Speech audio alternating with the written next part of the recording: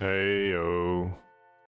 I am playing Umineko and They Cry today. I actually started playing yesterday, but my recording had some kind of problem, so I lost some footage.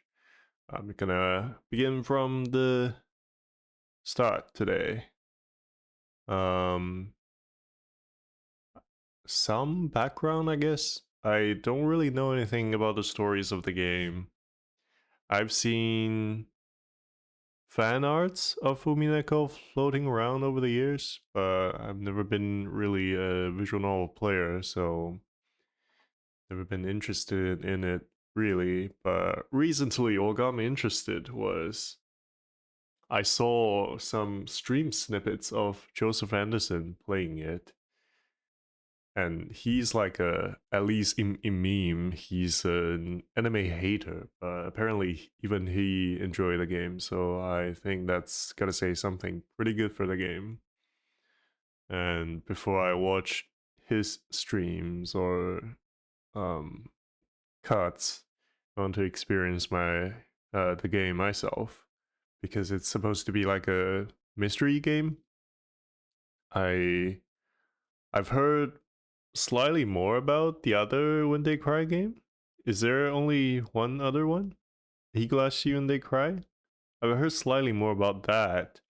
I don't know if this game will be similar to that, but it's like if it's like a mystery game, I wanna yeah, play it myself before I watch videos about it. So here we are.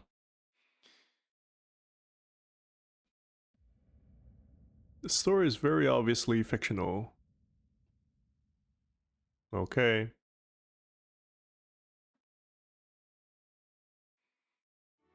And yes, I've switched what the hell? Is the audio louder than yesterday? Okay, turn it down a bit. I hope it's not too loud.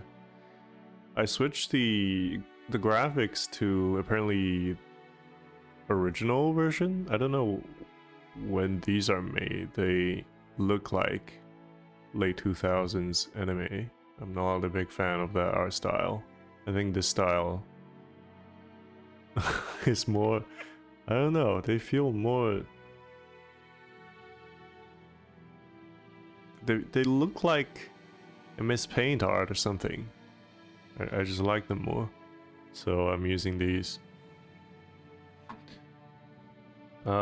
So we'll be treading old ground for a bit. I'll try to go faster for that portion because I've already seen them. Again, so you still haven't overcome your love of alcohol. The old physician led outside as he removed his stethoscope. I actually didn't know that thing was called stethoscope until yesterday when I played this. The elderly man could be seen in the dimly lit study, which was filled with dust and sickly sweet stench. In the corner of this room, which was much larger than what most people would call a study. Yesterday I was really confused as to why the game stressed so much that the liquor smelled weirdly sweet, only for it to reveal that it's a bunch of sugar and shit. But maybe it stresses that because it's not just that. I don't know. It's hard to gauge what kind of tone this game has. Like, the writing is broad in the sense that it will try to write just like a scene of people talking in a room, and the talk itself will be the entertainment.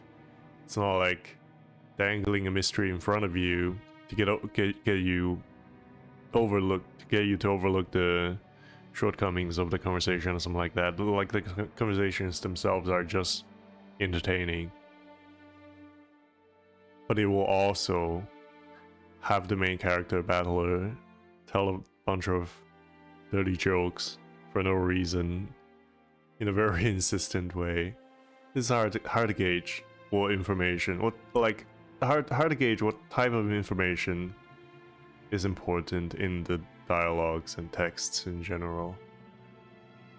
Anyways, after the man bring his chest for the stethoscope, rearranged his clothes, he spoke unapologetically.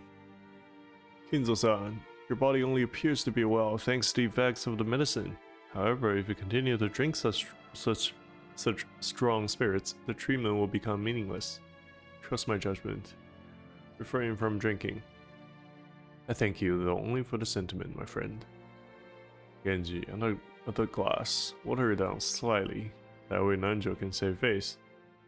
Are you quite sure? After eyeing both the master who demanded alcohol and the family doctor who forbade it, Genji, the old butler, silently gave a slight nod and carried out his master's order faithfully. Looking back, I noticed something.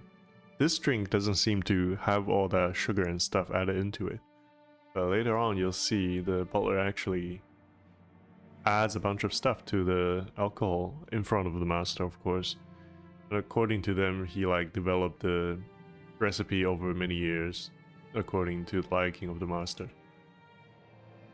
There was a smell filling up the room. The sweet, poisonous aroma felt as though it melted the heart, if not the soul itself. It was the smell of that venomous green drink that a man couldn't bear to part with. Nanjo, you're my close friend. We have known each other for quite a long time. I am deeply grateful for all that you've done to keep me alive this long. I have done nothing. After all, you never listened to my advice as your physician. Ha ha ha. You never listened when I warned you about a mistaken chess move you're about to make. I've never seen mistaken used that way. Seems only fair, doesn't it?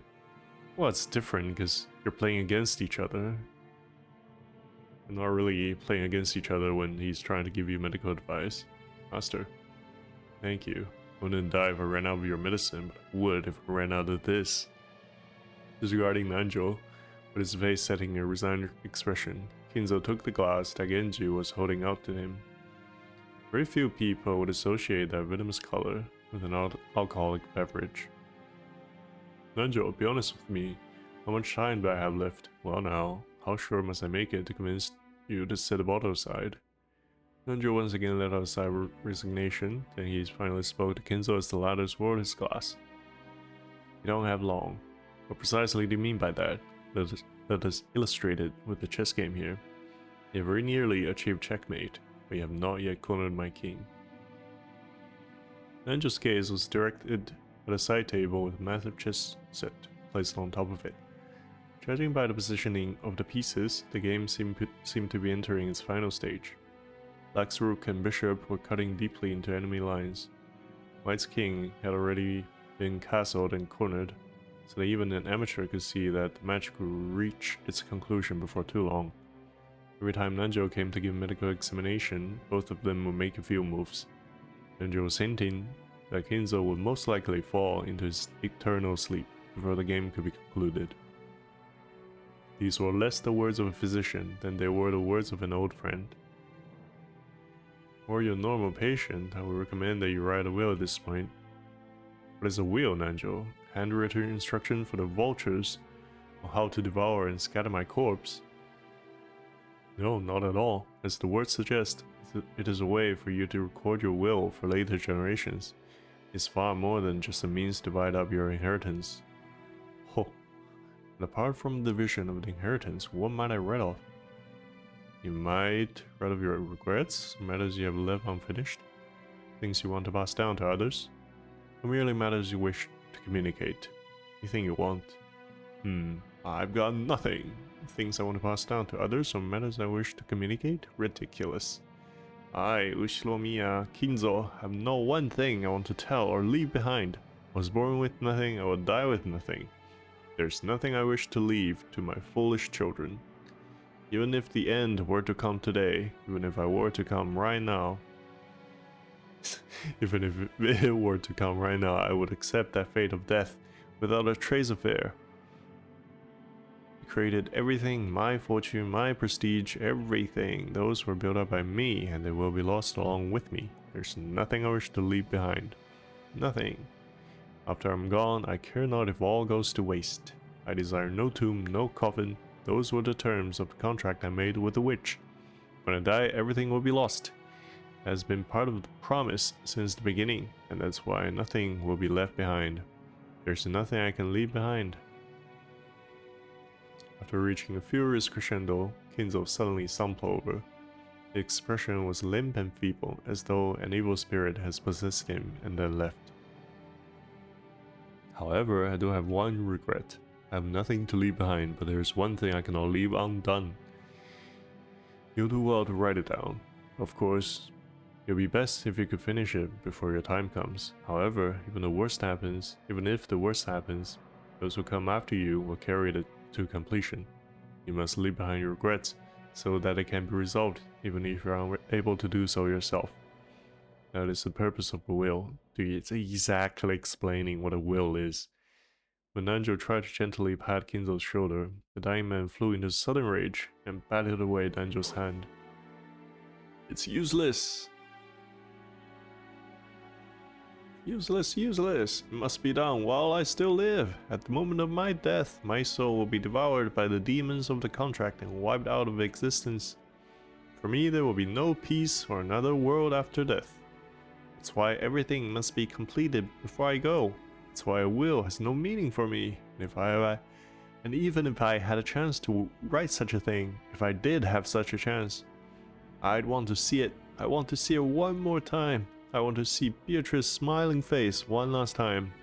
Oh, Beatrice, why have you resisted me so long? I return everything you have given me. I'm prepared to lose everything, so please show me your smile just one more time. Beatrice, I beg of you, you must be able to hear my plea. That's the kind of woman you are. I beg of you, show yourself to me. You're here, aren't you? You're standing there, invisible, listening to every word I say. Even now you're mocking me from somewhere in this room, aren't you? Please appear before me once more and smile. Feel free to scold me, even snatch away my life by your own hands if you so desire. I don't want to die alone like this. I cannot let myself die until I've seen your smile just one more time. Ah, Beatrice, Beatrice, offer up this life of mine, offer it up to you. I'm begging you, Beatrice.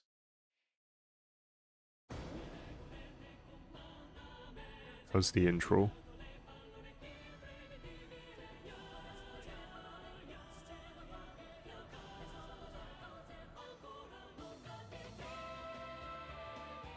I don't know what it's called, but I like this type of singing. It's like vaguely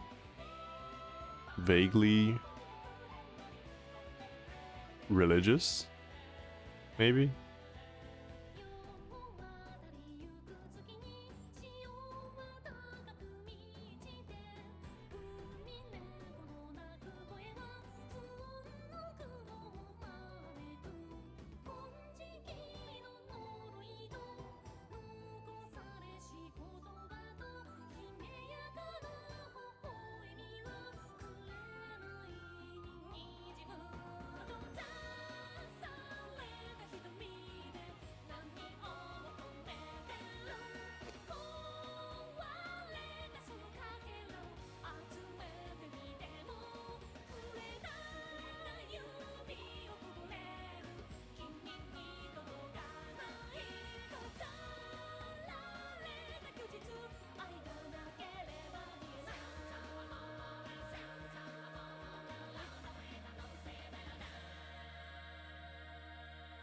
I'm really curious why there's blood on the face of a little girl, but I guess I'll probably see that within this episode. It's supposed to, I searched online, episode 1 supposed to take up 12 to 20 hours. I think because I'm probably playing it on the slower side, so it's probably gonna take 20 hours in total. So I'm not sure how many episodes, how many videos that'd be for me. But I'll try to go for longer. Whoa, things should move with the times. I can't believe we'll be able to make the trip in just 20 minutes. I couldn't help but scratch my head and marvel at how far things have come in recent years. We used to go by boat. Back then, we were all forced to endure nearly half a day of swaying back and forth over the sea before we reached Nijima. Things have gotten so much more convenient these days. Still, I've never been on a plane this small. I've flown in a huge jumbo jet before, but this will be my first experience in such a tiny one. It's gonna shake, isn't it?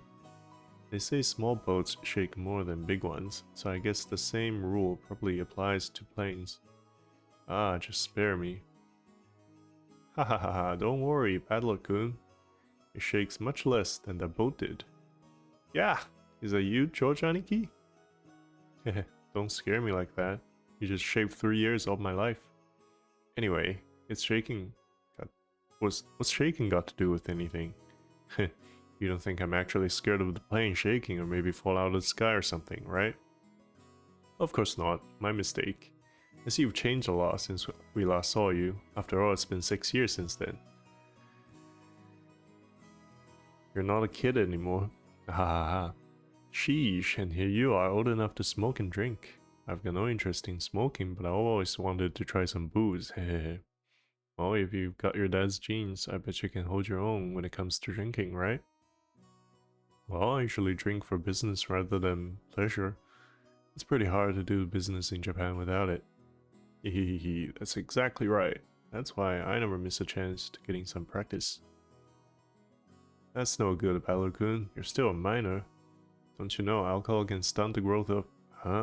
never mind. Come on, I'm tall enough already. In fact, it'd be easier to find clothes if I shrunk a little. I puffed my chest out proudly. Until I hit my growth spurt, my height was below average in my class, but then I grew and grew, and before I knew it, I passed 180 centimeters, 5 foot 11 inch. Actually, let me look it up. Average height, Japanese man. Okay, average height Japanese man is 170 centimeters, 5 feet 7.2 inches. I guess I have all that muscle training and those shady mild performance enhancing drugs to thank for that. It's so crazy, what the fuck? What high schooler does that? Before then, I never dreamed that I'd shoot 10 centimeters above George Aniki. It would reach his peak height early on. I mean, you guys haven't seen each other in 6 years. Okay, I guess George is like 23 now, so 6 years ago he's 17. So he's probably already as tall as he is now. Damn, I'll bet my relatives all say, look how big you've grown, Battle-chan or something. They do. It's also embarrassing. I wish they'd just give me a break. Anyway, my name Battler, well, it's pretty damn weird, don't you think? I've gotta wonder what my parents were thinking when they named me that. I never met anyone who could read it right the first time. I usually get called Sento-kun. Sorry, but that's not even close. My name is written... That. Can you read it? The first part is my family name, Yoshinomiya. That's a fairly plausible Japanese pronunciation so far. Problem is my given name. It's made up of the characters for fight and person, and it's pronounced Battler. Put it all together, and you've got Ushinomiya Battler. Pretty crazy, right? It's crazy enough that my parents decided to call me that, but it's even more crazy that some government worker let them make it official. Both groups are at the top of my must-kill list. Anyway, this is one of my cousins. His name is George. Pronounced Ushinomiya George. He's 5 years older than me, so he must be turning 23 this year. Since the Ushinomiya cousins consist of 2 boys and 2 girls, I end up playing with George all the time. And because I've always thought of him as a big brother, I still call him Aniki today. Ooh, Battler-kun, look how big you've gotten. You know what they say, leave a boy for 3 days and you'll hardly recognize him. It must be in his blood. Rudolph wasn't that tall either until his high school years. Perhaps people end up taller if their growth spurt comes late. That's true for me. No, it's nothing special. The real man needs to be tough on the inside too. Exactly, Battler-kun knows how it works. Real men win or lose based on what they've got on the inside. Can't ever forget to keep up your training and discipline. You gotta do that. Wait very alertly for the perfect moment and strike. No, I never even imagined that I'd become the company president that I am today and master of my own domain. You have to think I've come this far after starting out penniless and ruined. This stout, plump old guy is George Aniki's dad, Uncle Hideyoshi. He's the husband of Dad's older sister. In other words, we're not blood related. He's nice to children, sociable all the time, and even quick to give out some spending money to his kids. Simply put, he's an awesome uncle. He speaks in an odd and very noticeably Kansai dialect. But he's actually a natural-born Kanto man. That is a weird trait. Apparently, impressions are everything in the business world, so speaking in a different style than other people is an act that makes him stick out more. However, I hear he gets embarrassed when talking within earshot of a real Kansai person, so he switches back to standard Japanese. I don't really get it, but he's definitely an interesting person. If only you weren't so quick to brag about your life story. I guess this is like someone who's not from... Let's say somebody who's not from America, who really likes cowboy culture, who talks in like a southern accent, something like that. That's enough for now, I think. I'm sure Balor's getting tired of it, aren't you? Nope, not at all, hee. Nothing wrong with that. I think it's pretty cool for a man to have some stories he can brag about. I don't have anything like that at all. Well, really, I'd imagine a man with your looks will leave girls crying left and right. I can't believe you had nothing at all to brag about. What? You're joking, right? Of course, nothing weird like that has ever happened to me. Heck, I wish it would. You wish you would leave girls crying left and right? Come on, you aren't fooling anyone. Giggle. You must tell your aunt all about it later. After all, nothing of the sort ever happens to George. Chastising her son. This is Georgia Aniki's mother, Aunt Ava. She's my dad's older sister. She and Uncle Hideyoshi are perv jokers, and they've always teased me, back as far as I can remember. Sometimes made them a bit hard to get along with when I was small. Well, I guess the events of the last 30 seconds prove that they can still be hard to get along with. Even so, George Aniki's family is interesting and fun, and they seem to get along just fine. Sheesh, that's pretty much the total opposite of my family. Balor-kun, have you seen Rudolph-san? Huh? He headed off to the bathroom a while ago. Is he not back yet? Maybe the poor geezer dropped dead. Namu. That's no way to talk about your own father. Still, this is the first time he's taken so long in the bathroom. What is he doing? Okay, so I'm reading this like a Japanese detective novel, and they're prone to use these like it's not like underhandedly, but they would say something that sounds like a unimportant thing, but later on it will be revealed to have great importance. So now I'm just suspicious of everything.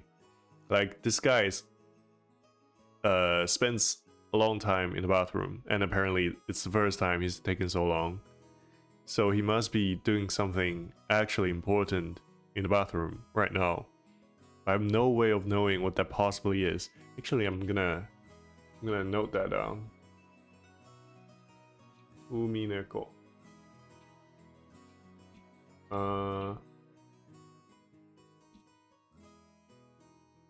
Let's see. Weird things. What was his name again? Rudolph.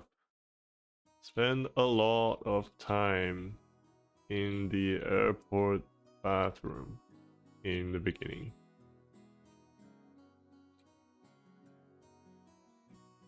Okay. Yeah, that guy's always been that way. Does he really have to take a magazine? Oh, okay, sorry, I misread that. They said this isn't the first time. Okay, so that's not really a weird thing. Yeah, the guy's always been that way. See, I guess it's kind of interesting to read a text this way, but detective novels just makes me suspicious of everything. Yeah, the guy's always been that way. Does he really have to take a magazine with him every time he needs to take a dump? What on earth is he doing in there with those particular magazines? Hehehe. Oh, you don't need to worry about that at all. Since we've been together, I haven't let him do that on his own. So he actually did that? I thought it was just Balor's weird dirty jokes, but I guess Rudolph did actually used to. Now that I think about it, I don't know what married men do.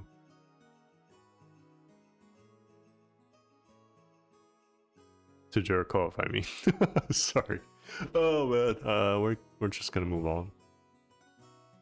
Hehehe. Oh, I have to get the juicy details later. That's juicy for you? How your dad jerks off? Sounds like Dad's got his balls in an iron grip. I don't know, man. Why do you have to talk like that, Valor? You know exactly what would happen with that man if I didn't keep a tight grip on you. It didn't keep a tight grip, don't you? No kidding. You're the only one capable of reining in that old bastard. As his son, I'm more than happy to let you take over. Yes, leave it up to me. After that, that's my specialty. Are you a cop or something? This woman is my father's wife. Her name is Usulumia Kilie. As you can probably tell from our conversation, she's not my real mother. She's basically my stepmom. My real mom died 6 years ago, and Kilie-san is the woman that married afterwards. It's understandable for someone my age. Actually, I have no idea how to pronounce that name. Kyrie? It's maybe Kyrie.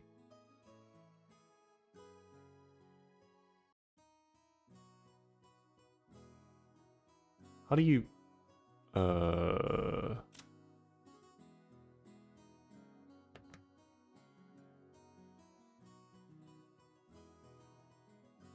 Yeah, that is Kilie.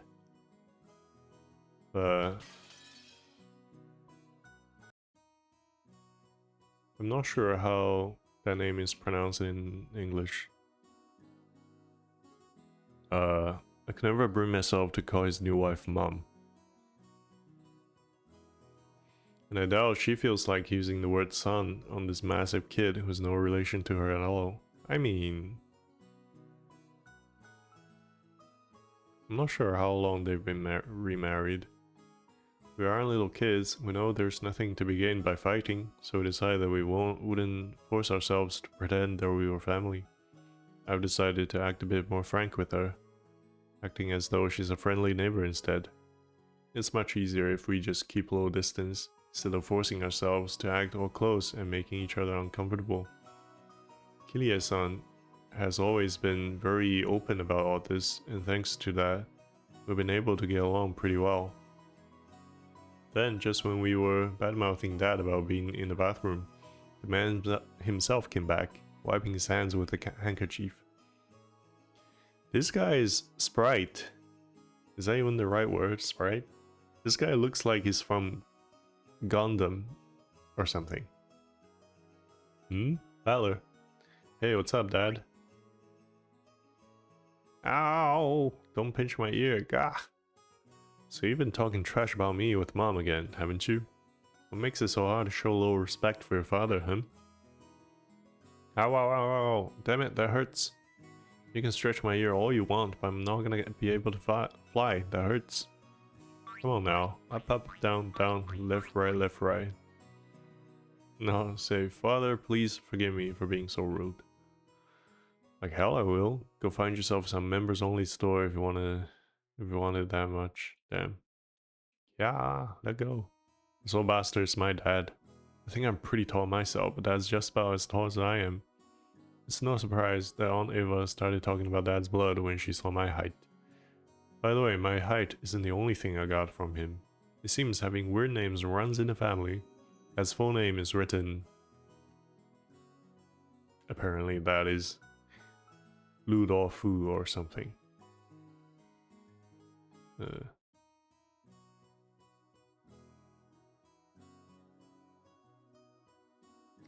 Ludoluhu.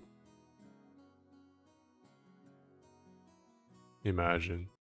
I'm just gonna say Rudolph. You can't read it, can you? Come on, it's just Rudolph. Anyways, this guy's name is pronounced Rudolph. Haha, he must hate grandfather for giving him that name. Still, that's no reason to pass that weird naming tradition on to me. As the old bastard twisted my ear all over the place, Aunt Eva snuck up behind him and grabbed his ear. Hey Rudolph, You should know better than to physically abuse your son. Yeah, that hurts, Aniki. This scene perfectly illustrates the relationship between the prankster younger brother and older sister who could deal out punishment to him despite his size. I think that's good enough for now, Evanes-san. I'll make sure to stretch out his other ear later on. Oh, my apologies. I must leave some polling for you to do, Kilia-san. Rudolph, make sure Kilia-san gives you lots and lots of punishment later on, okay? What a life Rudolph lives. You're one to talk, Aniki, abusing your little brother like that. Kiyoshi-san, I'd like to thank you very much for picking her up. If you hadn't been so generous, she'd still be unsold in store. Yeah, my gratitude and apologies. What? Who are you calling unsold? After taking 3 steps back, Oneva unleashes one of her beautiful high reverse roundhouse kicks, which stopped just a centimeter away from the tip of Dad's nose. After starting out with Tai Chi Chuan for her figure, Aunt Eva then developed an interest in the Chinese martial arts. Is that why she dresses that way? After that, she went through karate, taekwondo, capoeira, and what? There's something. The Japanese seems to really like capoeira. It isn't really cool, but it just appears in martial arts related manga so much. And what is it she's learning now again? Well, anyway, they say a woman's weapons are in her lower body, and that's literally true for Eva. Rudolph, did you know that a single direct blow to the side of the head like that would knock you unconscious? Couldn't it straight up kill a person? Not so long ago, I accidentally connected in practice match, and my opponent was out cold. Sheesh, what a pain. I'm so sorry she can't help walking like a freak. Dad, completely unfazed, shrugged and smiled ironically at Uncle Hideyoshi. Wow, I never had a brother or sister myself, so when I see you two bickering with each other, it makes me feel all warm and fuzzy inside. It sure is nice to have a big family. Oh, then why not consider making a little brother for George-kun? He's already a fine adult who's about to go off on his own. It might be a good time to have another child. Hey, have a little sympathy for the new kid, all the pain and suffering I have to live through. This guy he's really not afraid of getting kicked. I'm surprised even George couldn't turn out as well as he did, after being born from his sinister sister of mine. What an awesome kid he is. Please share some of that with our blockhead of a son someday, will you? That's not at all how it happened. It's thanks to Eva Nessan's proper rearing that George-kun became the kind, gentle kid he is now. Is that right, Nessan? Oh, come on now. Hehe, you think so? Well, George still has a long way to go. By the way, how's your little Angie-chan doing? I heard she was vomiting? Oh, that's right. I was hoping to finally see her face after such a long time. Is she okay? She often catches a cold when the seasons change. I thought I said sentences. She's very frail. I did want to bring her along, but we decided to have my family look after her this time. I think that's a wise move. She'll heal a lot better if she stays away from the venomous head family household. A child's health is always more important than an adult's convenience, don't you think? I know of some great medicine for vomiting colds like that. When we get back home, I'll send some to you right away, so please let her try some. Thank you very much, Hideyoshi-san. I'm always in your debt. Once the conversation suddenly veered off in that direction, we kids didn't have any chance of butting in. For now, I'm just happy Aunt Eva gave Dad his just desserts for tugging on my ear. Are we still waiting for the weather report? George Aniki pointed at the counter. The check-in weather sign was still stuck next to the departure times for the flight we were scheduled to board. According to Aniki, smaller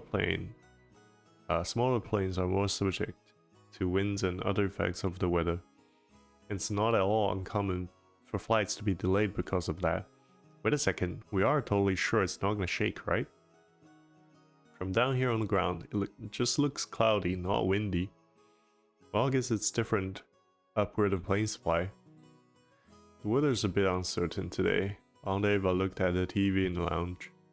The weather forecast was being broadcasted, informing us that a typhoon was approaching the Canton region. Typhoon again? Guess there's no helping it, with an annual family conference being held in October. Couldn't they have chosen a better season? I agree. I've always hoped we could have it sometime around the Obon festival in mid-August. In that case, why don't you suggest that to father and Nissan during the conference? Very funny. Why don't you do it yourself? Our brother would never listen to anything I suggested. No way. It doesn't really bother me that much to have it in October. I was just saying you might want to propose it since you said you hate typhoons so much. Only said typhoons always come around this time of year. You're the one who said you wanted to move it to Obon Festival, right? Well, you said it too last year. Didn't you say that it would be easier to fit into your schedule if we had it during the Obon Festival? I never said anything like that. Oh yes you did. I certainly wouldn't forget something like that. No, I didn't. You're the one saying it all the time. Okay. Suspicious thing number 2. Do they actually have some kind of memory issue? I'm just gonna write that down just in case. This is Rudolph and Ava.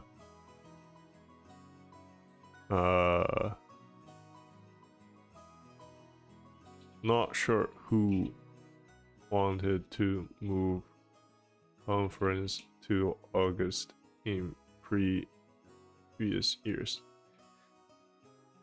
See, that's another part of it. I don't know how supernatural this thing is. I heard Higurashi was somewhat supernatural. I don't know how supernatural, but it's got some supernatural elements. So like, they're arguing about who brought up a thing in the past. And judging by facial expression, they're both serious. They're not like...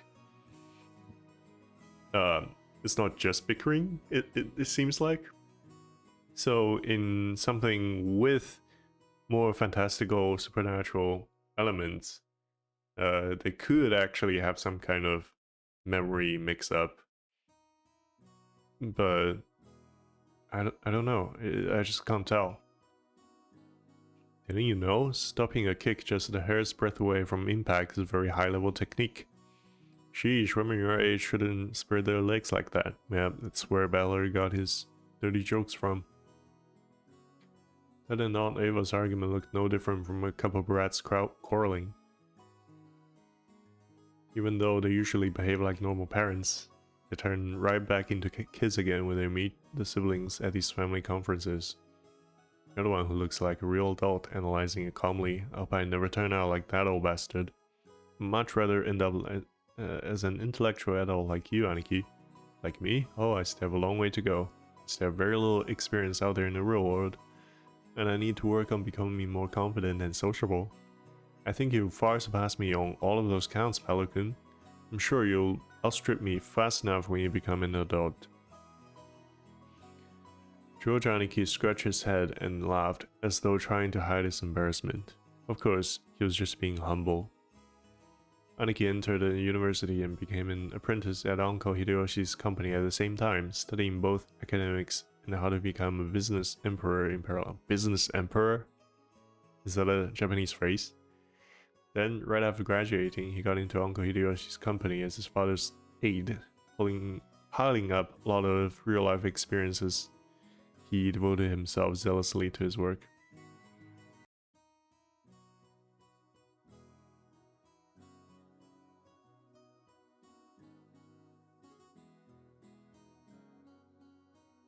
Trying to find where business emperor came from.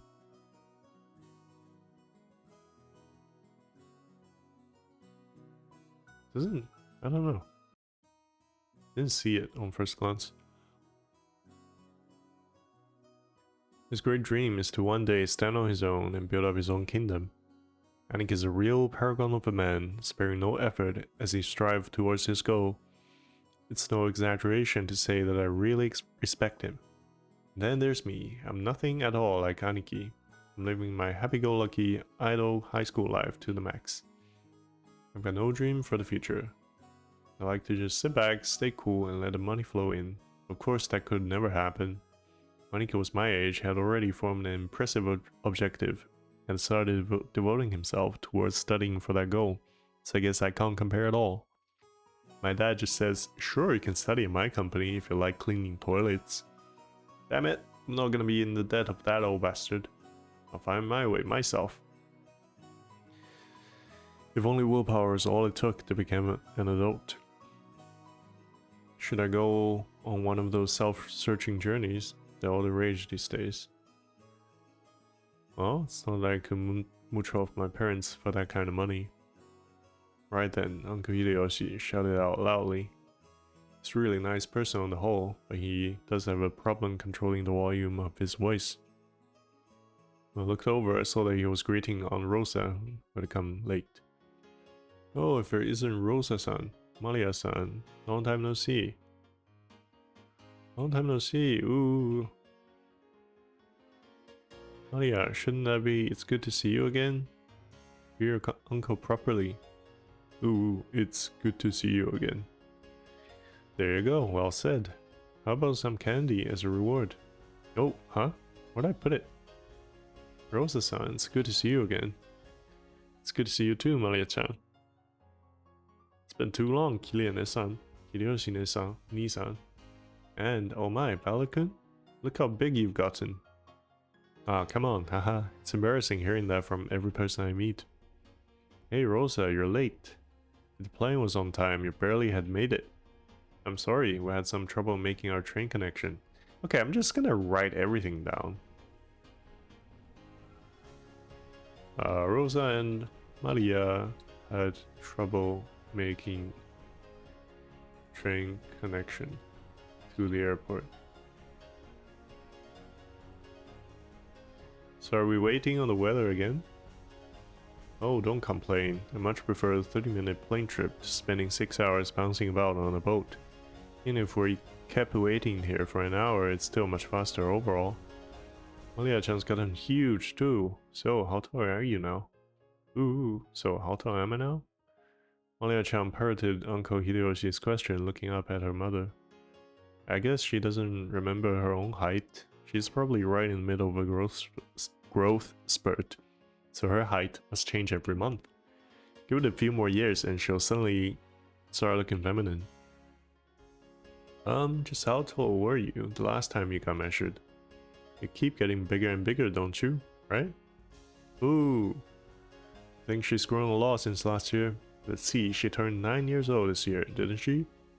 9 years old, ooh. That's right, you're 9 years old now. Glad to see you're doing well too, Malia-chan.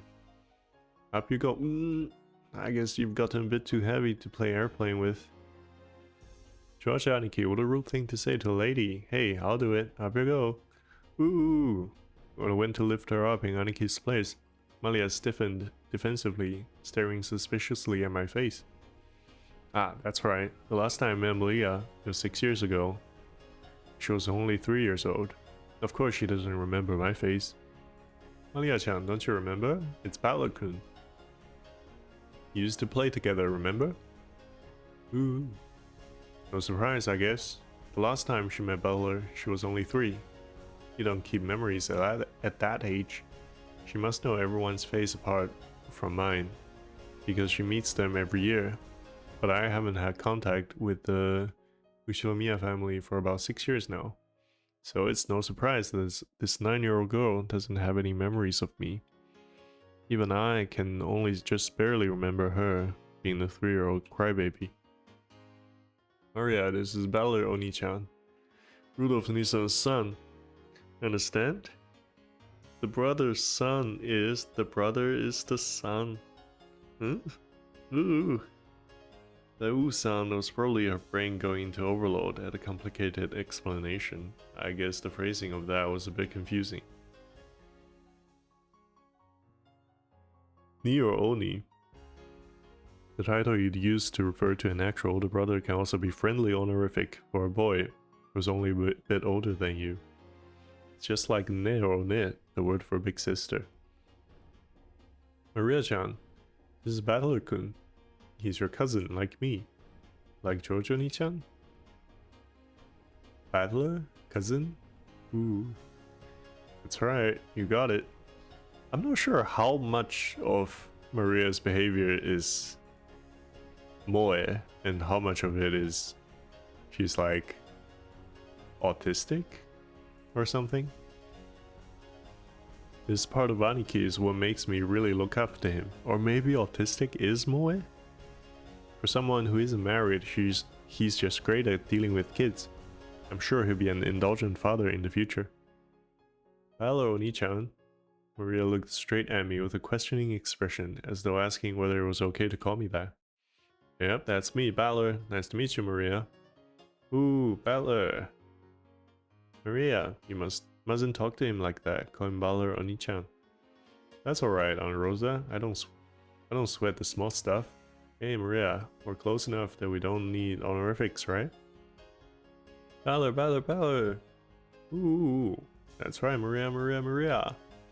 Ooh. We horsed around for a while to make up for the 6-year gap in our friendship. She probably still thinks of me as nothing more than a big new friend, but things will probably work out as we get to know each other more again. I'm surprised. She's just the way I remember her 6 years ago.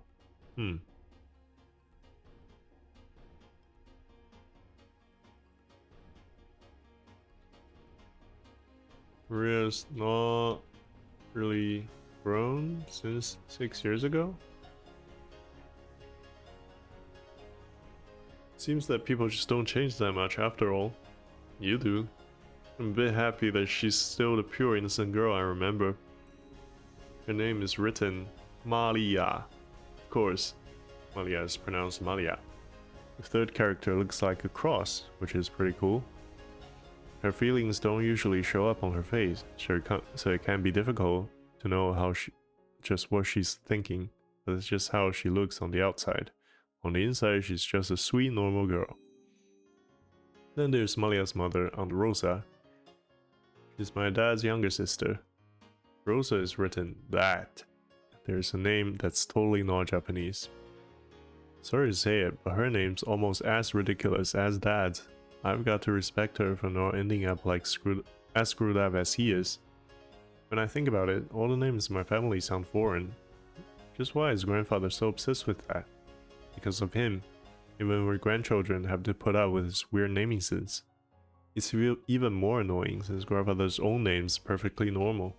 Anyway, there's one thing about Aunt Rosa that's a relief compared to the other family members.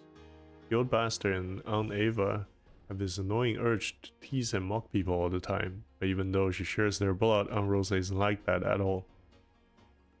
She has the most common sense among all the siblings. Like Uncle Hideyoshi is a kind aunt who will always be on the kid's side. However, possibly because she's more strict as a parent, she's not liberal with handing out spending money like Uncle Hideyoshi. Okay, now we have the entire group of family members who are going to board the plane. At that moment, as though it had been waiting for us all to arrive, an announcement rang out through the lobby. Our apologies for the delay. Boarding will now commence for Flight 201 to Nijima. I asked that the passenger please form 2 lines in front of the counter behind the white line. Rosa, you still haven't gone through boarding procedures, right? Hurry up. Oh no, Maria, come on. Oh. We had to go through a metal detector before going out the runway. A small plane wasn't as massive as an international flight, but it was still a plane. A staff member holding a metal detector checked us all. Wonder if that's important. Metal detector before boarding plane. Once all of us cleared the check, we followed the staff member out onto the runway. Come to think of it, everyone here is in the Ushiromiya family. It's like this is a reserved charter flight or something. Maybe it is. Our group stopped in front of the entrance to the airplane. Then our guide turned around and spoke, looking down at the passenger list as he did. Boarding will now commence. As I call out the names on the passenger list, please take a seat in order.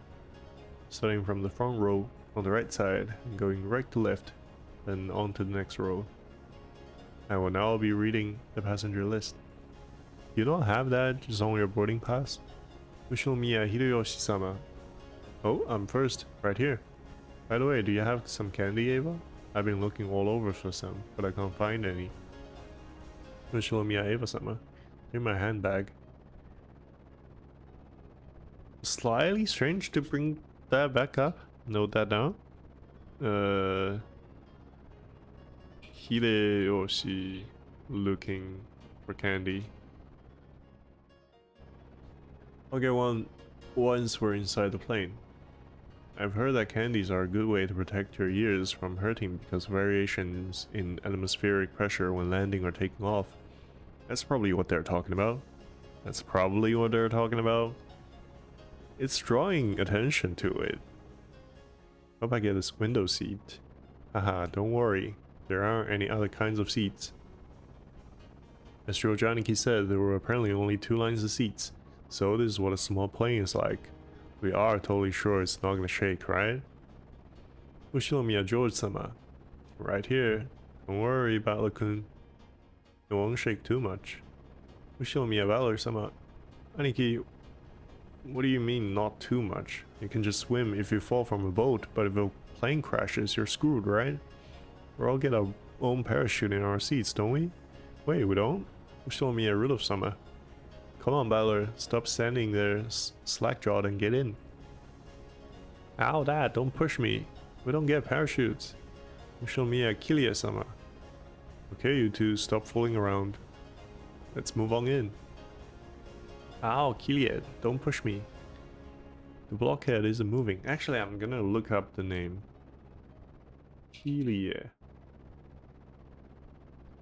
Pronunciation. Standard universally accepted pronunciation for Kyrie is Kyrie. Kyrie. 3 syllables. Kyrie. Famous ancient Greek phrase.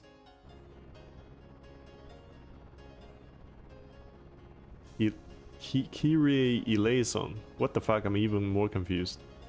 Okay, Kyrie it is. Ow, Kyrie, don't push me. The blockhead isn't moving. Ushinomiya Maria-sama. Ooh, let's move on in. Ushinomiya Rosa-sama. Maria, be quiet.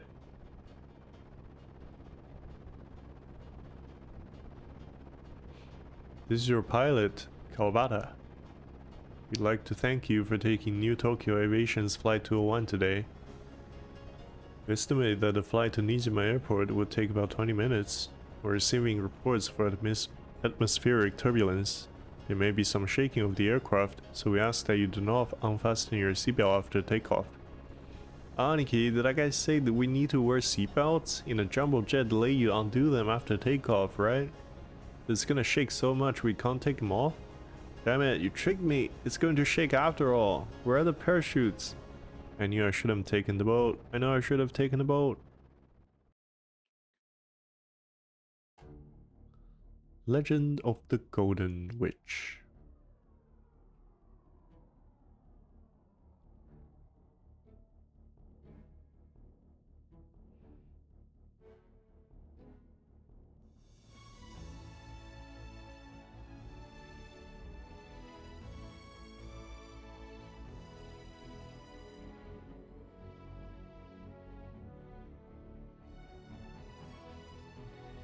Jessica, George, Kinzo, Cross, Natsuki, Ava, Hideyoshi.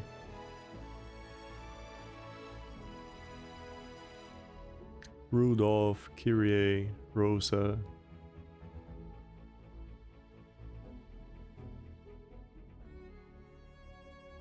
I wonder if Ryukishi took these photos himself. Genji, Shannon Kanon with no family name.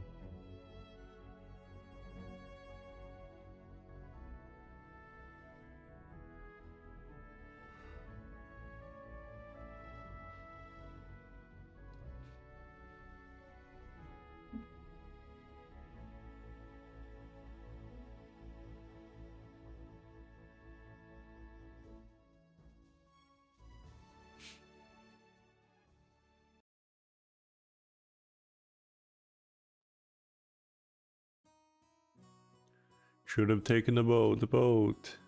Fall, fall, ooh. Maria, that's enough. But what a surprise. I thought there was nothing that could scare Balokun.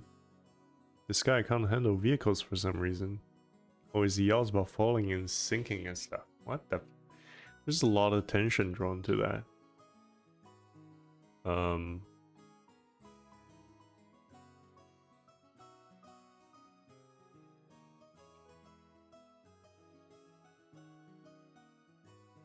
You're a disgrace of a man, you are. Ah, shut up. That thing was seriously shaking way too much. I just got a little stressed. Since it was my first time on a small plane like that. Call that a little stressed? Hey, it sounds like it'd be fun to take an overseas vacation with you, Balokun. Would you like to go to Egypt with your aunt? You get to ride a plane for full 14 hours. Ah, there's a good plan. Balokun, you should go let Eva-san toughen you up some. Still, it's so hilarious. Ha ha ha. Waha, no, everyone's got their own strong and weak points. It's bad to laugh at them. Waha, wow, he's still laughing. Dad, you're laughing too. Hey, Maria-chan, you shouldn't laugh anymore. Shouldn't laugh anymore? Ooh. Yeah, damn it. Is being scared of planes really such a big deal? Everyone obviously think I'm a big oaf now. Tch.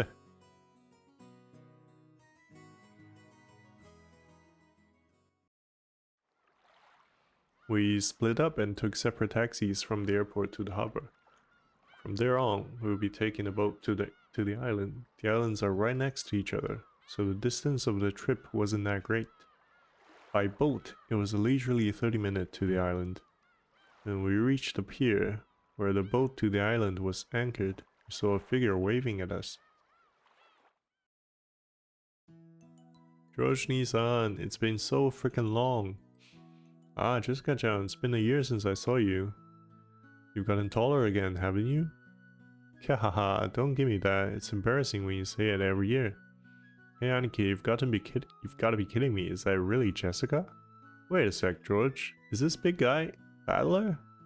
We both stared at each other. She definitely didn't look like that in my memories, but I do remember her crazy way of talking. Yo, Jessica, what's this now? You're kidding me. You look like a woman now. What are these, boobs? Even you managed to get a chest. Hehe, let me rub them. Okay, Valor. Don't screw around with me. I'm a blushing flower of 18. Of course, and my hair grew longer and I got these. What, you think I got boobs? Just to get fondled by you, loser? And speaking of you, you sure got tall, ridiculous huge. Did you get a bit stronger too? Don't screw with me. I'll show you how much training I've done since back then. You're pissing me off. I'll beat you at your own game. That strong girl here is Jessica. She was born under the same unlucky star as me, sharing the same kind of weird name. Anyway, Jessica is pronounced as Jessica. She's Dad's older brother's daughter. The older brother happens to be the oldest son of the Ushimiya family, so for now, it means Jessica is the direct family heir.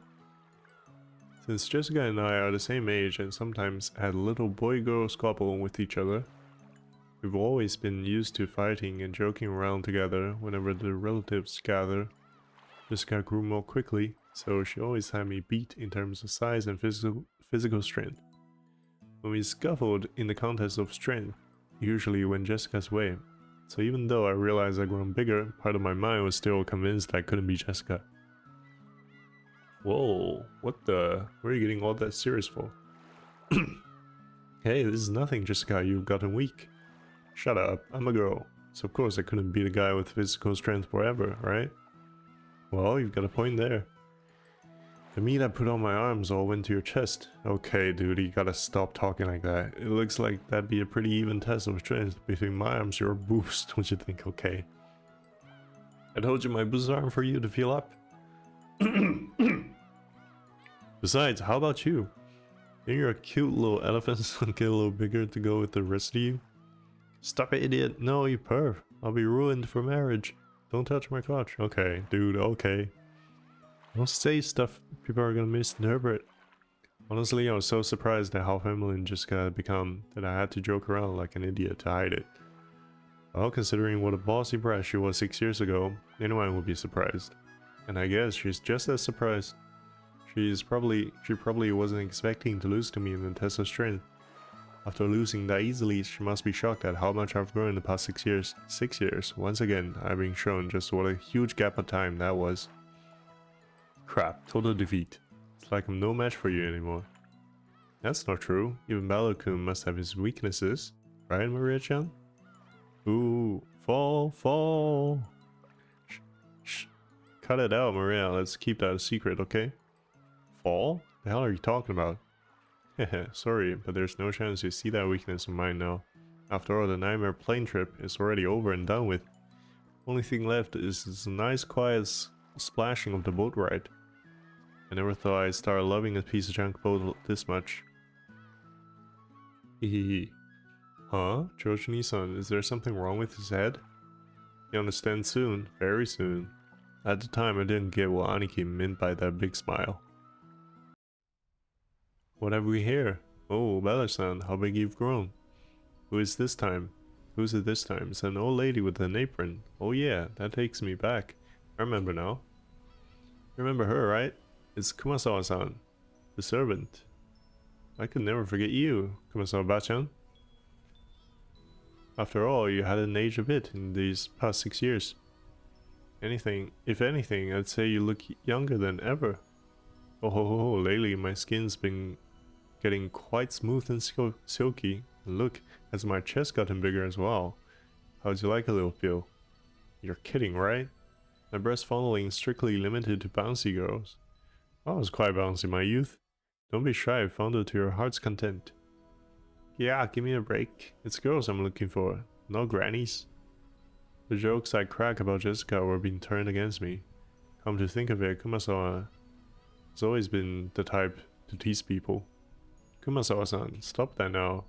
People with one foot in coven shouldn't jump around. The sport with the young is the most rejuvenating medicine. Oh, it's rare for you to come pick us up, Kumasawa-san. I wonder what's gotten into you. Usually, the lumbago kicks in whenever someone gives you a job to do. Giggle.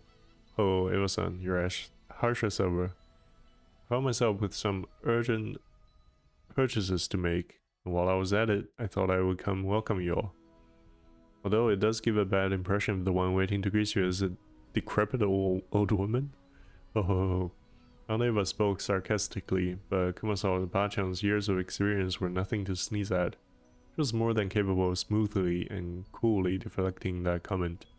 But it feels bad to say it, but old Kumasawa-bachan may be past her prime as a servant.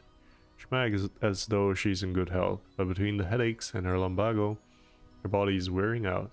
To tell the truth, the very fact that she's still working is impressive. How old is she this year again? She must be pushing 80 at least. It's incredible that she's still able to act so cheerily. You just seem to get more and more lively. Oh, that's right, here you are. It's the tea that I told you about before. Look, I bought you some. Please do try it later on. Aunt Rosa took a souvenir bag out of her suitcase. To think that she remembered a promise that she apparently made last year and faithfully bought it. This sort of thoughtfulness was just like Aunt Rosa. She wasn't the kind of person who would forget or break a promise. Kumasawa-bachan seemed deeply touched. Not only that Aunt Rosa had remembered this year-old promise, but that she would bring a gift to a simple servant like her. This woman is Kumasawa Chiyo-san. She's a senior servant who's been working at the Ushilamiya family household for many years. Head family household. So you expect for someone her age, manual labor isn't her strong point, but she's a kind of super servant who can handle just about anything else, from kitchen work to cleaning and laundry. But kitchen work and cleaning and laundry is manual labor, isn't it? It seems like her only flaw is a tendency to slack off. Here she tries to get away from heavy or troublesome work by playing up her chronic diseases. In Kumasawa-bachan's case, that was probably a sign of craftiness rather than laziness, though it probably doesn't impress those who paying her salary. Oh well, even if she's pretty flaky when it comes to work, I could never dislike her. I guess that's probably because of her cheerfulness and her constant smile. Hey, glad to see you're still in fine spirits. How's your back doing then? Even with the medicine, it's not getting one whit better. According to the doctor, nothing can be done for this one. That's what you might call an incurable disease, oh ho ho. Anyways, Jessica-chan just keeps getting prettier. Good thing she takes after Nasi Nesan. Really? Personally, I don't think we look like at all. I mean, I don't even want to be like my parents. So I got zero respect for them. Damn, you could just say that? No, you shouldn't say such things. Giggle. Though there are quite a few people who don't want to be like their parents in our family. Ah, that's me. You sure as hell better not take after me. Your nose looking like mine already pisses me off. Your noses don't look like alike. Honest rights. What are you talking about? You're surprisingly alike, you and father. Come on, you can't be serious? Just sound like that. You're a lot like him, especially in how arrogant and pitiful you are, prideful you are. Father's blood is especially strong in you and Nissan. Wouldn't you say, Rosa? Oh, absolutely. Cross Nissan and Rudolph Nissan are almost unbelievably like that.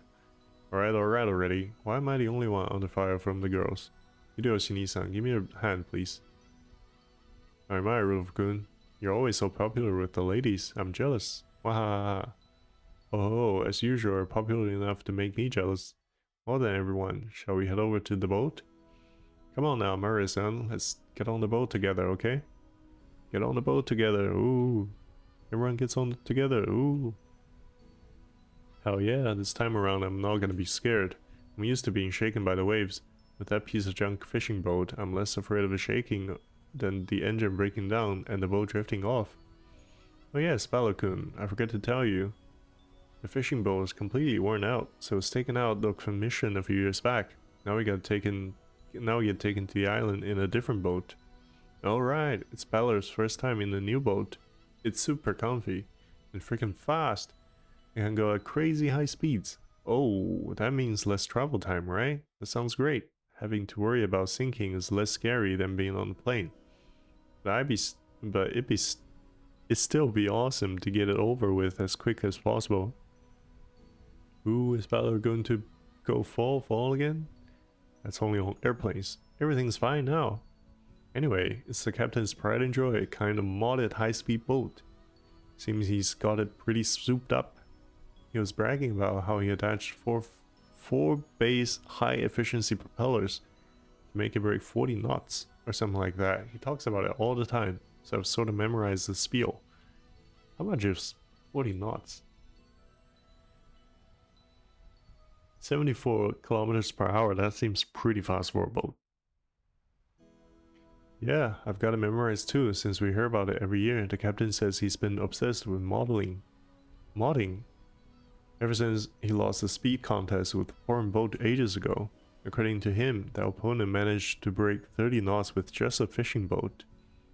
And his thirst for a revenge match got him to build an awesome all-new super high-speed modded boat. I'm sure you just love it, Valor. Super high-speed modded boat? My first thought was that this would be much better than some beat-up boat that might sink at any moment. For some reason, I got this feeling of foreboding. Probably just overthinking it.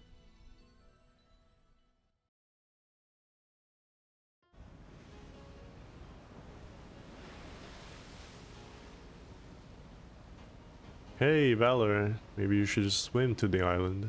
Valor-kun, you shouldn't lean over the railing too much. You might fall. Ooh, fall.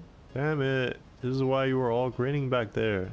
So this is the super high-speed boat that the captain started modding. Oh yes, that piece of junk fake fishing boat from 6 years ago doesn't hold a candle to this guy. Whoa, it's shaking. Gonna fall. Ooh, gonna fall. If I fall, I'll land in the ocean and drown. Where's the parachute? I mean, where's the buoy? Give me a life jacket. Wah! Oh, wahahaha. Balor, what the heck are you doing here? Are you doing that for? Wahahaha. Jessica-chan, Maria-chan, it's not nice to tease. Balor-kun, if you're scared, then just don't come out on the deck. I think you'll be able to calm down a bit if you go inside the boat. Yeah, that's no thank you, Aniki. Shipwreck victims are always the ones inside the boat. The survivors are usually those on deck during the accident, so I'm staying right here. But it's shaking. I'm going to fall. Wah! Shake, gonna fall. Ooh, Maria told you to behave yourself. But Ballercoon, it looks like you really can't handle it. I'll go tell the captain to slow down for you. Oh, Aunt Rosa, thank you. I can tell you now. The safe, slow driving is definitely the way to go, even on the sea. Hey, don't do that, Rosa. Trials and tribulations are important for young men. Isn't that right, Ballercoon? You better be able to overcome a little scare like this, otherwise you'll never be able to go to Egypt with your aunt. Whoa, Aunt Ava, you're so mean. Oh no, I'm gonna fall. Life jacket, parachute, whoa. Wait, gonna spin it around and think that way. What's the enemy aiming for? Is he doing this to scare me? If that's what he's aiming for, too bad, like I'll be scared. But no, I'm gonna fall.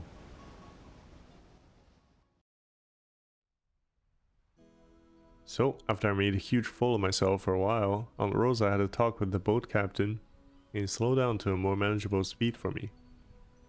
Ha, that's a bit better. Thought I was gonna die earlier. Apparently the max speed I can tolerate is extremely low, but just now I was completely insane. The whole boat was shaking, sliding and leaping on the ocean surface. He's like, scared of shaking?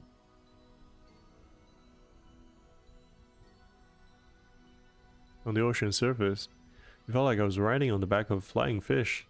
Jessica was still guffawing at me as I leaned against the railing, tired and disheartened. I lost in that strength contest earlier, but I'm glad to know I'm no worse off where it really counts. But seriously, haha. Damn it, go ahead and laugh. One of these days I'm gonna find your weakness and get back at you. And then your boobs will be mine to squish. Dude. Ah, yeah, sure, good luck with that. Wahaha. Ooh, Balor, all week. Yeah, Balor, all week. Wanna die on land, not in the ocean or the sky. Maria was patting my back, so I patted her head in return. The expression was blank as usual, but I realized that she wanted to console me. Balakun, the captain is throwing in drinks to make up for this. Would you like one to calm yourself down? Kyojaniki and Kumasawa-bachan bought us all ice-cold cans of soft drinks, covered with beads of water. Beads of water? Judging from Kumasawa-san's big grin, our parents inside the boat were probably all rolling around laughing at my moment of pure terror. Damn it, I'm so embarrassed, I can't bear to face any of them.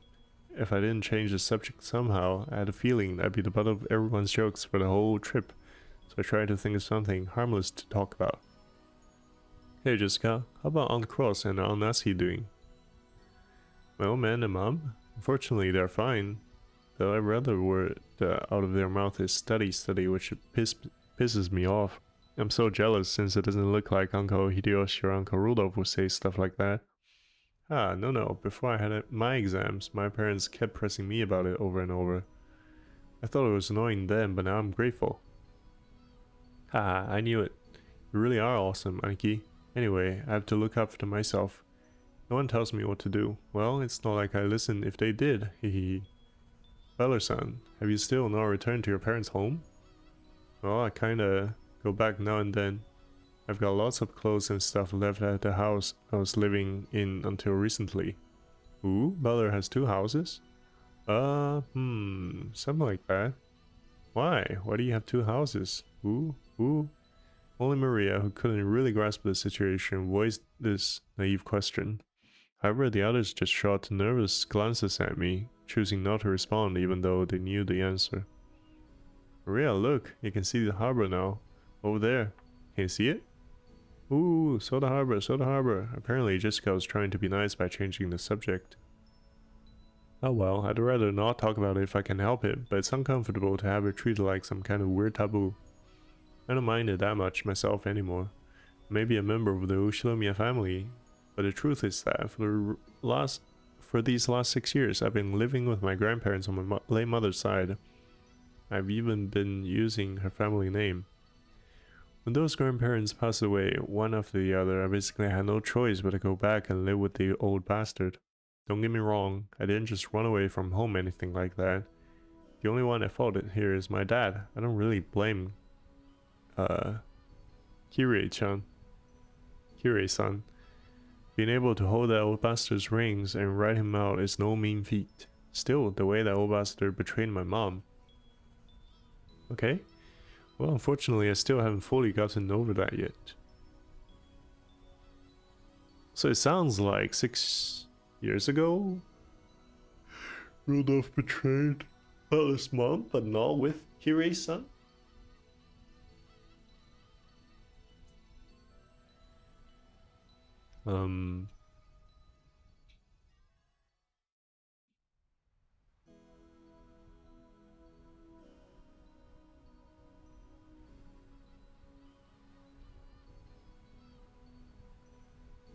Ahem, we'll be getting there soon.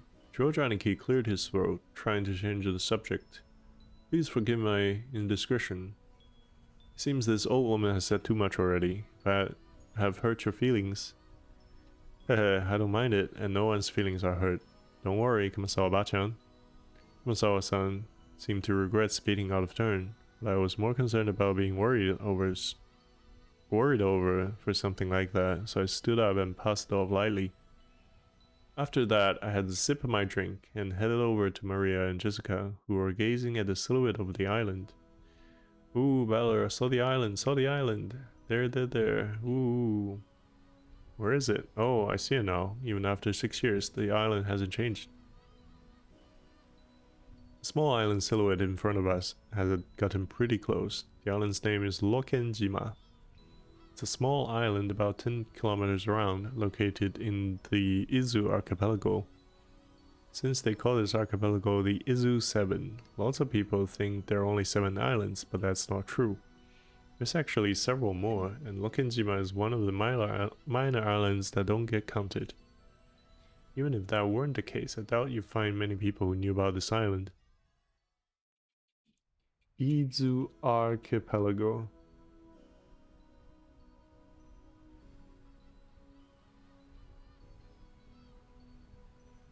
1, 2, 3, 4, 5. Okay, it's kind of interesting.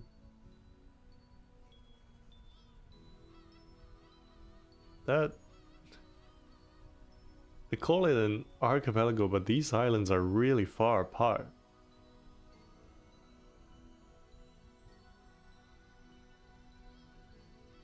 Only people connected to the Oshinomiya family ever go there. In other words, outsiders and tourists never have any reason to care about it, so you'll never find this island's name in a travel brochure. After all of Lokenjima is an estate possessed by the Ushinomiya head family. Only the Ushinomiya family lives here. Only people connected to the Ushinomiya family come and go to and from there. There's nothing there except a harbor and a mansion. The vast majority of the island is still just uncultivated forest. Such a waste, when it could be made into a nice golf course or something. However, when you realize that the entire coastline is a private beach, it starts to sound pretty magnificent. You probably guessed by now, but to put it simply, well, the Ushinomiya family is just rolling in dough. That family apparently possesses vast fortune, and Dad and the others who make up the branch families have built up plenty of wealth of themselves, finding success in their respective businesses. I've been living a commoner's life at my grandparents' home these 6 years, so I completely forgotten. But the old bastard's house really is elegant, and everything about it is tuned to match the snobbish tastes of the annoyingly rich. Come to think of it, I guess that makes George Aniki, Jessica Maria, and me wealthy high-class gentlemen and ladies. Needless to say, none of us think of ourselves that way at all. I don't see myself as being rich, and George Aniki, who takes self-discipline very seriously, doesn't let himself get too comfortable. Jessica's always complaining that she'd rather move to the city than be rich. Maria is still a kid who isn't even interested in money at all. Does the attitude really make us less snobbish? Nope. From the perspective of people in poverty who can't pay the bills, we really have been blessed with a lot. This isn't a place to explain any further, so I won't. Anyway, it's the same as not being able to choose the parents you're born from. I didn't ask to be born into a rich family, and I don't think it's really something to be envied. It can be pretty trying when people are prejudiced against you because you're rich and refuse to judge you by your merits. Damn, it's a rich thing to say. As I pondered these sentimental thoughts, Maria started shouting and leaned over the railing.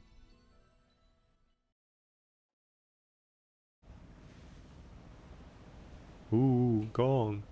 What's wrong, Maria? Did you drop something? Ooh, gone, gone. Ooh, Maria kept yelling, gone, gone. At first it sounded as though she had dropped something, but while she shouted, she also pointed out over the sea, over the ocean. What's wrong? What's gone? I'll look for it too if you want. What is it? Hmm? If she dropped something, she would probably have looked down at the floor, but Maria was pointing out over the ocean. One assumed by that gesture that she had spotted something, but she kept saying that something wasn't there. Strange. However, since my last memory of the place came from 6 years ago, I was able to spot it before Aniki, who came here every year. Huh? If I remember correctly, wasn't there a Tolly or something? On top of a small crag around there? That's right, it was definitely there. I remember it well, since as we get closer to the island, it's the first thing to greet us, like a landmark. Wow, you're amazing, Battler. Even though it's been 6 years, you remembered. It was here, wasn't it? I remember too. The tutelary gods shrine and that trolley-like thing were standing all alone on that crag. And now that you mention it, they're gone, aren't they? I'm pretty sure they were still there last year. Gone, gone. Ooh. Maybe they were washed away by the waves or something. It was a small crag, so it probably got worn away over time. Well, that's my theory too. It was last summer that it disappeared. But they say an enormous lightning bolt came crashing down one evening and smashed the shrine. The fishermen whispered that having a thunderbolt fall upon our honored tutelary god must be a portent of approaching misfortune. Kuwabala, Kuwabala.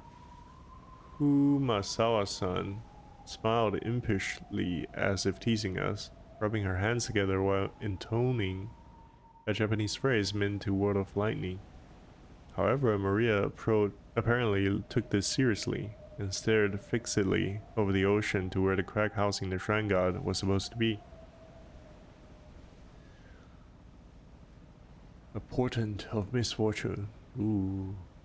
Enough, Kumasawa-san. Maria isn't old enough to get that kind of joke. It's okay, Maria-chan. It's just a coincidence. Nothing scary is gonna happen. Jojaniki put a hand on Maria's shoulder to calm her down, but Maria's sharp-eyed expression didn't waver. Misfortune, misfortune. Maria muttered that word over and over. Apparently, repeating a single word over and over is a habit that Maria's had for a long time. However, since the word she's saying was literally an ill omen, it was a bit creepy. Hey now, Maria. You say it over and over like that, misfortune will really end up happening, you know? I tapped Maria's other shoulder. Maria whipped her head around, stared in my face, and spoke unblinkingly. Ooh, misfortune is coming. Huh? And just where is this coming from? Answered lightheartedly, trying to break the tension in the air. At that moment, Maria held up a finger, raised her arm high, and pointed up to the heavens. When I looked up, I saw that the sky was still just as cloudy, but it had grown a great deal more leaden than it had been that morning. That's right, they were saying that a typhoon was approaching. We had planned to spend one night on the island, but if the storm doesn't pass quickly, won't be able to make it to school on Monday. Well, I guess it makes for a pretty good excuse to be absent. Ooh, she apparently sensed some kind of misfortune in the cloudy sky. She's been muttering that non-stop for a while now. Girls at Maria's age tend to be very impressionable. She's just about the age that many girls start to get excited about Sixth Sense and whether they have any psychic potential and stuff. For all we know, this might be due to her childish, sensitive nature. It's okay, Maria-chan. The weather might get worse tonight, but tomorrow it'll clear up and become a pretty blue sky. Ooh, pretty blue sky, ooh. That's right, by tomorrow it'll be a pretty blue sky. There's no rain that doesn't end, and no clouds that never clear. Ooh, rain that doesn't end, clouds that never clear. Ooh. I know the typhoon's coming, but soon it'll go away. It'll be okay, Maria. Ooh, ooh, ooh. Maria started yelling, ooh. Looks as though she was having a tantrum because no one could understand what she was trying to say.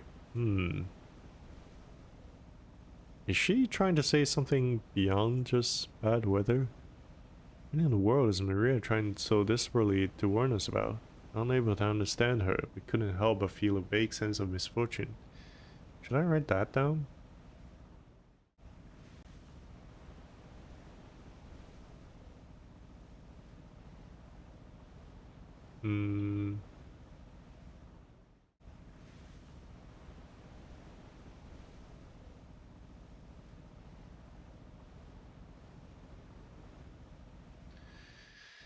Unable to understand her, couldn't help but feel a vague sense of misfortune. I've heard that everyone can feel the supernatural, but that it weakens as you age. That might mean that Maria, the youngest one of us all, still possessed some kind of sense that the rest of us had lost. I wonder if that sense is sending her a warning. At that moment, Kumasawa-san quietly opened her mouth. Rumor has it that long ago, Lokenzima was... Kumasawa-san, let's not talk about that now. Just as Kumasawa-san was about to tell some kind of story, Jessica sharply interrupted her. Jessica's tone was extremely firm for her. Wanted to push her further, just out of simple curiosity, but judging by the look on Jessica's face, whatever Kumasawa-chan was likely to say would probably make Maria even more uneasy. I did try to press her. For the story, the odds were pretty good that it wouldn't be anything bright or cheery. Ho ho ho, I do apologize about that. What is that? Jessica interrupted Kumasawa's rumor?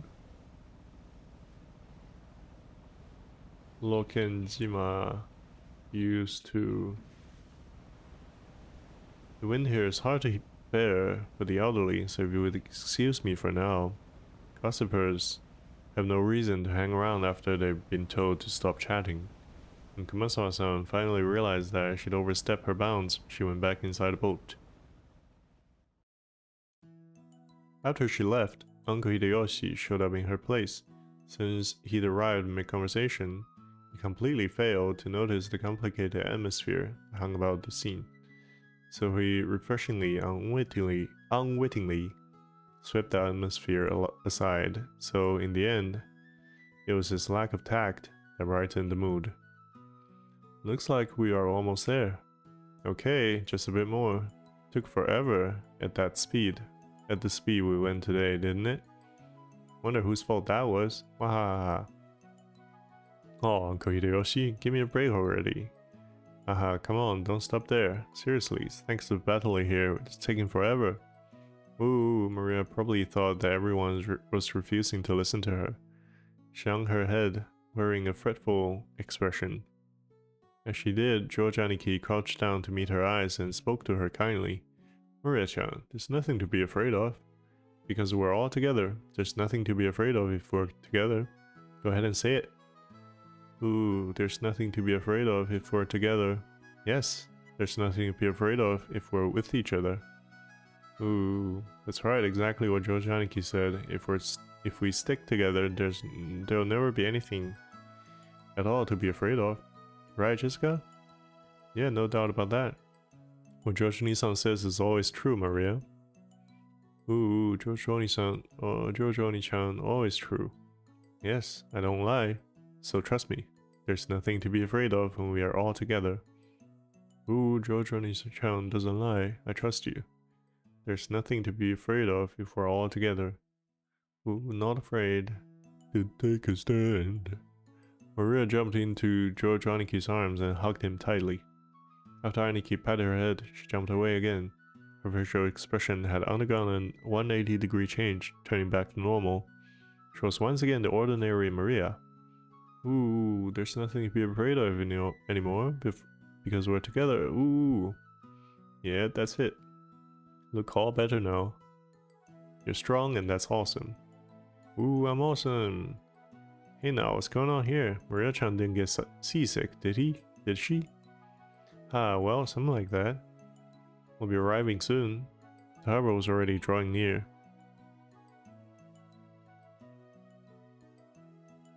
Okay. Alright. It's been an hour and a half. I'm gonna take a break here, have some food, and I'll be back afterward. See you.